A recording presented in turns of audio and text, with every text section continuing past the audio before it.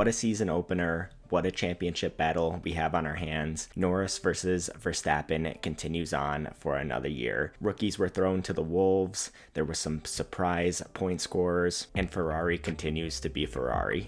F1 is truly back. Hello everybody, my name is Michael, and welcome back to Last to First.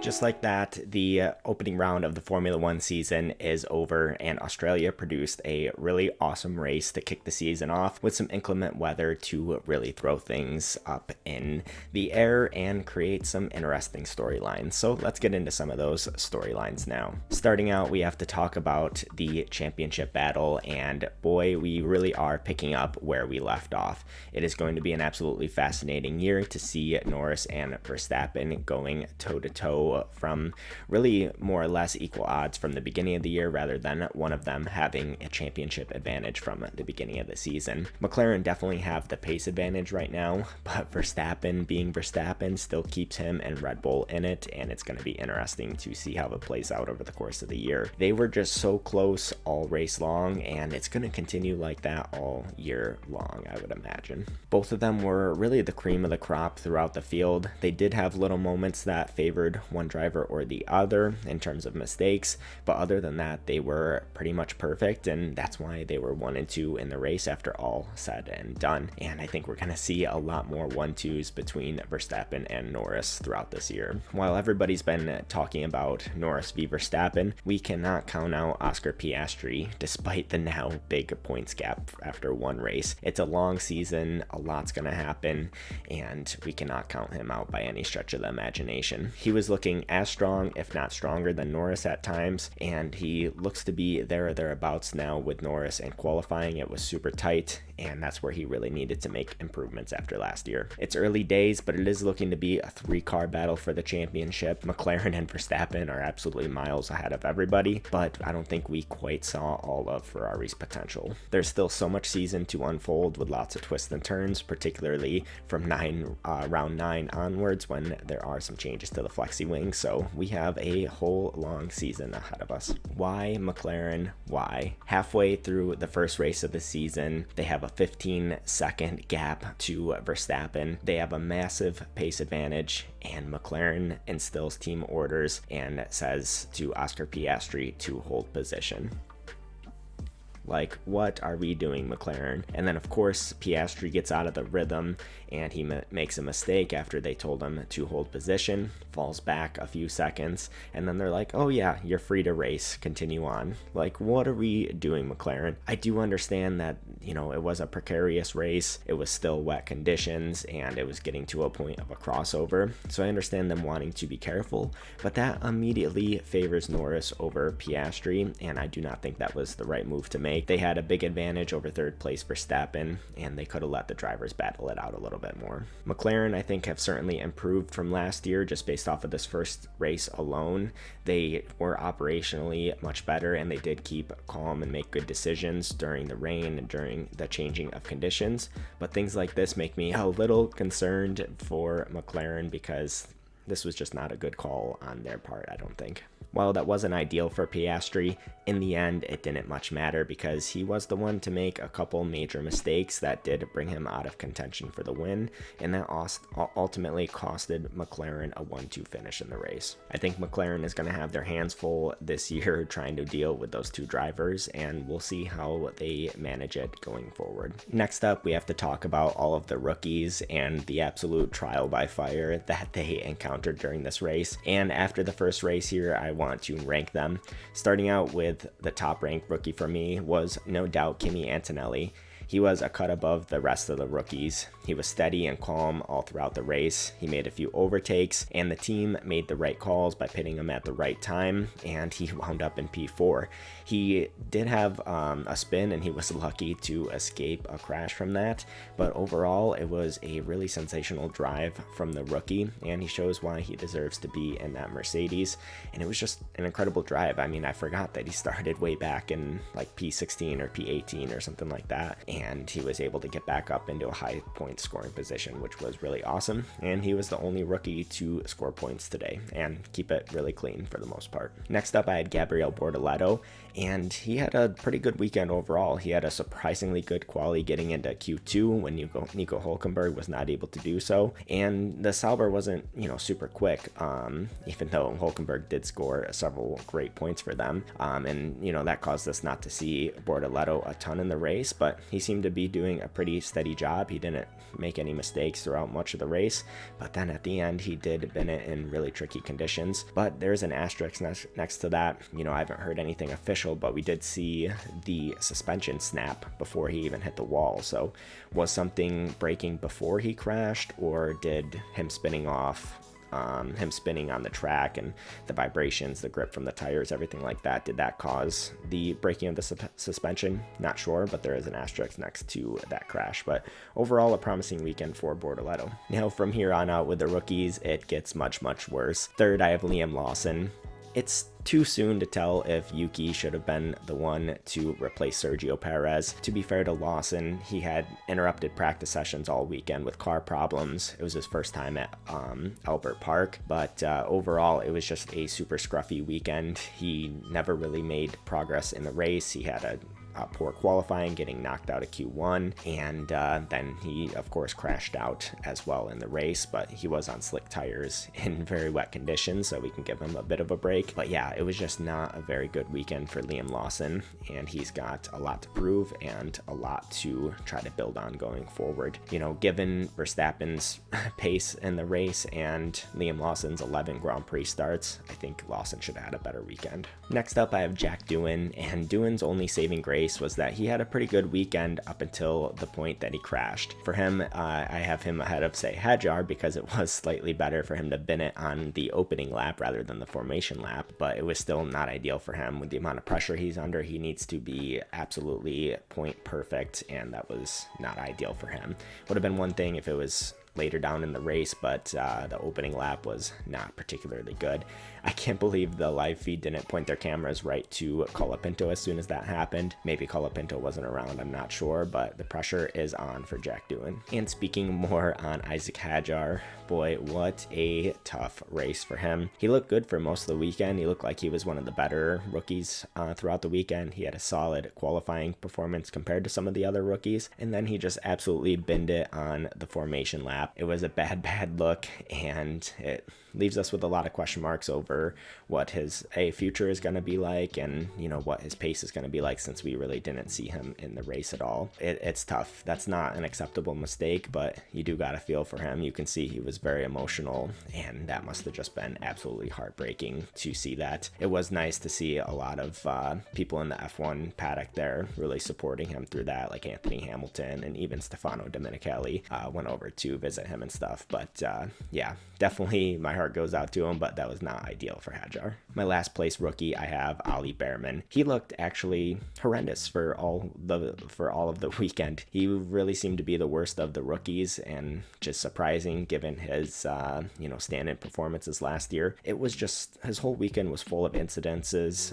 He really made zero progress in the race, partly due to Haas being an absolute trash bin. But yeah, it was just not a good weekend overall for him. And then I don't know what he was thinking, but he came out of the pits and almost ran into the side of Verstappen, just completely blocked him. It's just completely in the way, and I don't know why that wasn't even reviewed. I think he should have got a penalty for that, because Verstappen had to completely get out of it, and it was just crazy. But yeah, what a stark contrast for Ollie Behrman for his proper Formula One debut versus his stand-ins last year. If you've made it this far into the video, give the video a like and let me know down in the comments below what you thought of the race and what your thoughts are for the rest of the season going forward. Would love to hear it down in the comments. Ferrari really was peak Ferrari during the Australian Grand Prix, and now Hamilton gets to feel some of that pain now that he's properly with the team, and he really got thrown to the fire and really got shown what Ferrari is all about after that race. The Ferrari strategists are just actually lost in the sauce. It was completely downpouring,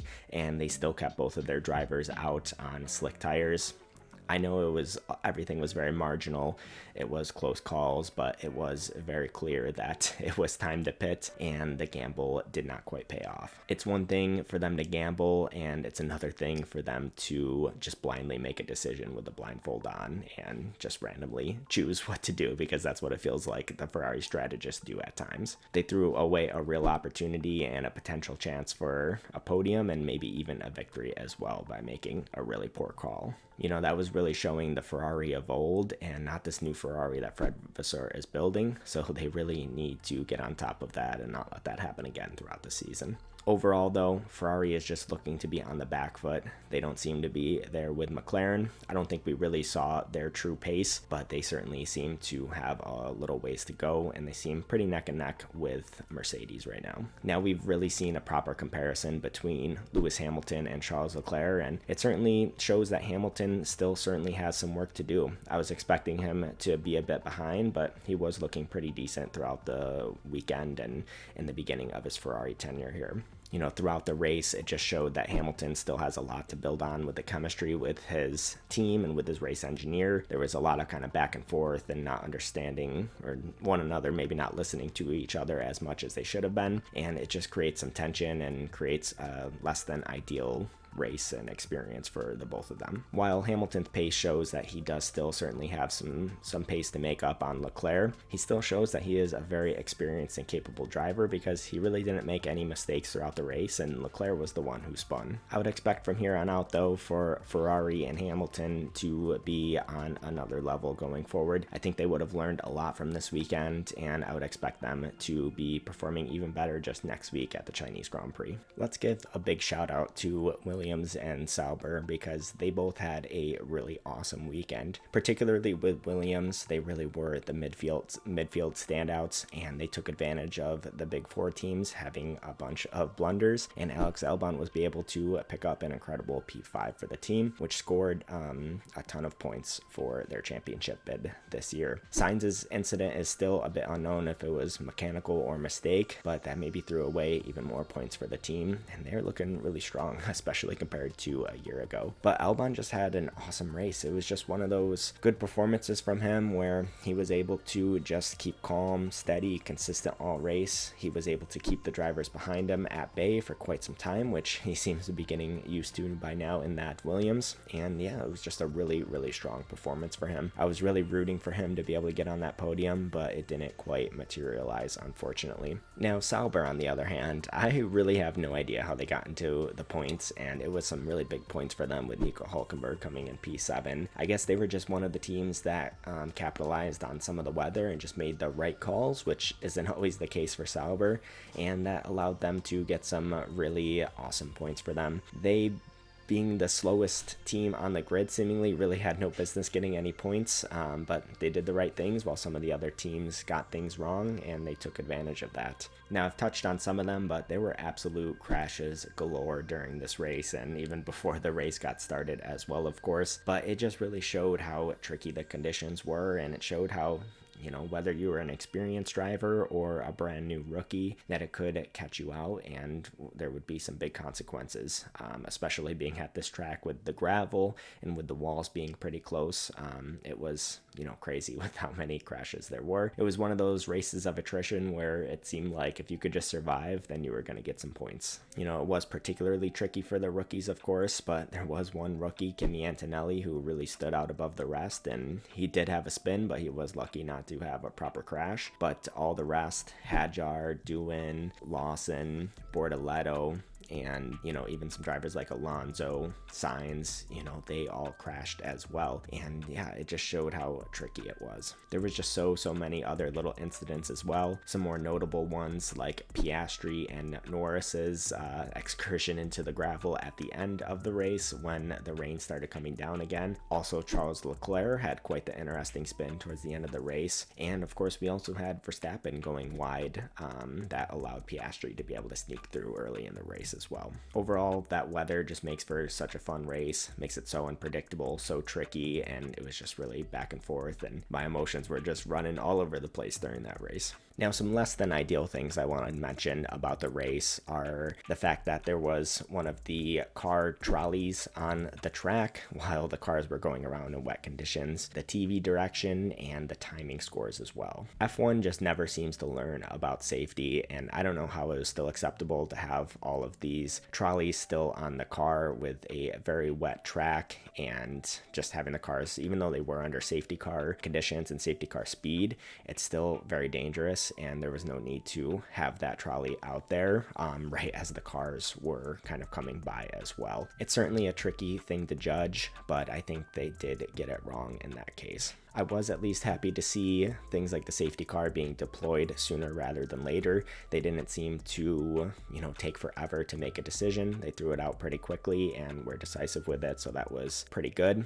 I was a little annoyed with I feel like they were very slow to take the safety car back in, even though everything was completely cleared. But overall, it was good that they were getting the safety cars out there sooner rather than later. And I was really surprised that somehow there was no red flags at all through that session. The FIA seems to really throw those willy-nilly nowadays, and somehow we managed to escape a red flag during the race. Now, I don't know what more we can say about the TV direction. No doubt it's got to be a difficult job, but some things just do not make any sense. Why, with just a few laps to go, with Norris and Verstappen battling for the win within a second of each other, they are showing replays of some Hamilton incident and some other things? Like, those are the least important things right now at that point in the race.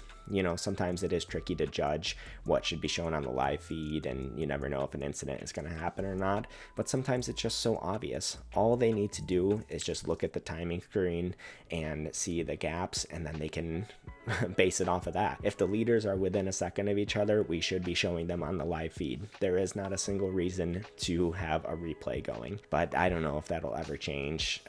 Guess I just need to hit up F1 multi-viewer and just get a 1,000,000-inch screen television so I can have every single driver point of view up on the screen. I'm not sure, but always very frustrating when we're messing around with replays and stuff. Lastly, with the timing scores, they were down for most of the race, and we had no idea what some of the gaps were between the cars except for like once every lap, and that was really frustrating. That caused a lot of confusion throughout the race, and didn't know where some of the drivers were. I wish the commentary team would have been on top of that a little more, but really never heard much of them at all. I watch on the F1 TV app with their commentators, Julian Palmer, Alex Jakes, and David Coulthard, and generally they're okay, but they really made no mention about anything, and I feel like they were messing around a bit too much. But yeah, that was just very frustrating to have the timing scores and the gaps between the cars down, but it is what it is. Luckily, they did get it fixed later on in the race. Next up, let's take a look at my predictions for the race versus what actually happened. In P5, I had George Russell, and it wound up being Alex Albon, crazy enough. Definitely didn't expect Williams to do that good, even though I did anticipate them to do well. And Mercedes, I thought they would be a bit behind, but I thought Russell would sneak into the top 5, and he did, an even better result than I had anticipated. P4, I had Max Verstappen, and thought he would be outside of the podium. Was certainly wrong on that. P3, I had Charles Leclerc, and Ferrari decided to throw that one out the window, so that didn't quite happen. P2, I actually thought that it would be Lando Norris. Thought he might bottle the start, and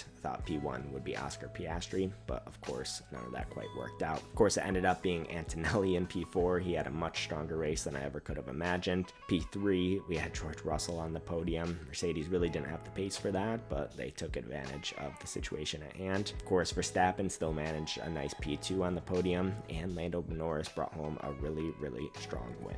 Now, my overtake of the race came right at the final bits of the race, and of course that was Oscar Piastri on Lewis Hamilton around the outside of those two fast turns. I'm not sure what turn numbers they are. It was absolutely sensational, and just not something you see at that point of the track, and especially when the track was kind of wet dry. It was just absolutely sensational from Oscar Piastri, and it was quite the ballsy move from him as well. But he has shown in the past that he has some really incredible overtakes in him, like we saw around the outside, him going around the outside of Lando Norris last year at Monza or Imola, Monza I think it was. But yeah, Piastri just shows he is really the cream of the crop and has some serious overtaking in him. Let's take a look at a few funny memes that I saw after the race. Starting out with Fen on X, we have Ferrari in that short span just repeating the cycle.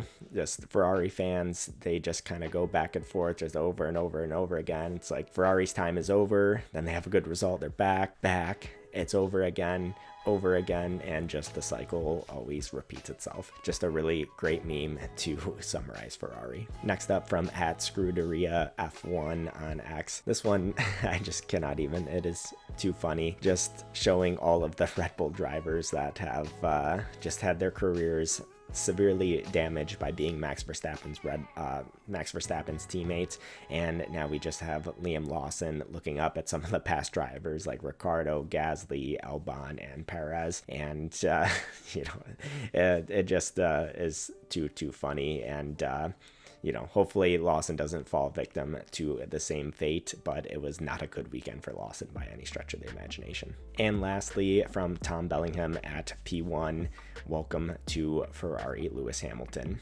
Yes, what a welcome it was.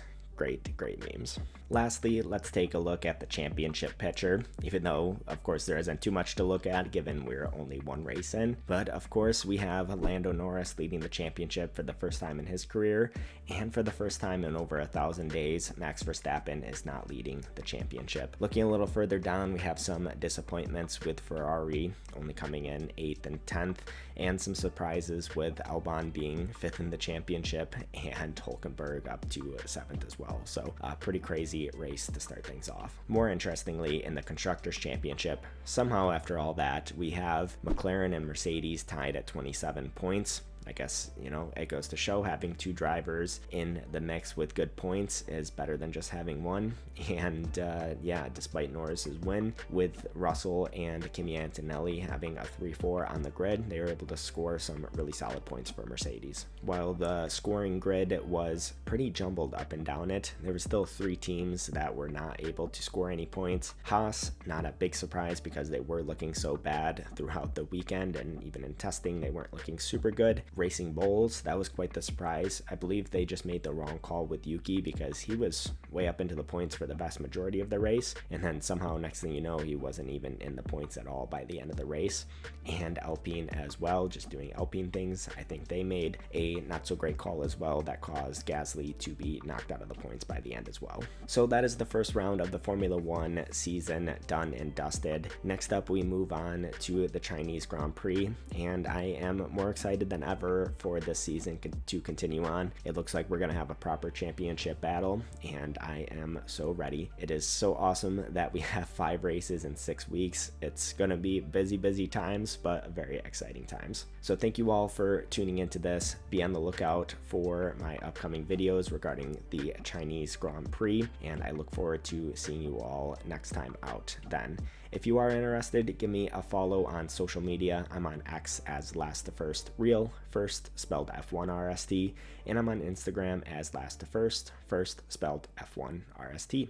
So thank you all for tuning in, and I'll see you in the next one.